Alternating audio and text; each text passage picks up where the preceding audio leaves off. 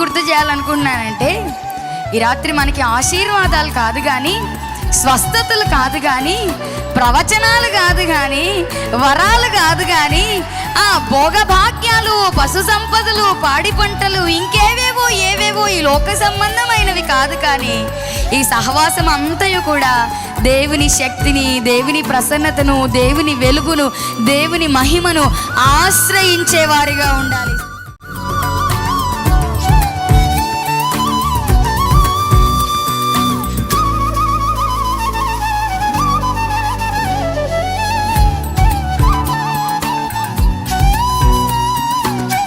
నిన్ను నువ్వు ఎలా కట్టుకోవాలి?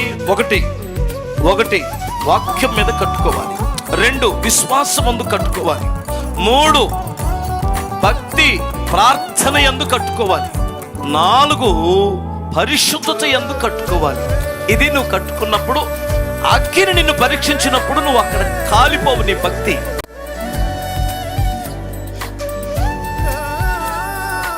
తండ్రి అయిన దేవుని యొక్క ప్రేమయు, ఆయన కుమారుడైన యేసుక్రీస్తు ప్రభువారి యొక్క కృపయు, పరిశుద్ధాత్మ దేవుని అన్యోన్య సహవాసము, సన్నిధి, కాపుదల ఈ 3వ రోజు సహవాసములో పాల్గొన్న ప్రతి బిడ్డకు, శకెము సహవాసం అంతటికి, సకల పరిశుద్ధులకు ఇది మొదలుకొని సదాకాలము తోడయుండి పునాది మీద కట్టబడినటువంటి ఆత్మీయ జీవితమును, పరిశుద్ధ ఆత్మలో నిలిచేటువంటి కృపను అనుగ్రహించి ఆశీర్వదించి నడిపించునుగాక.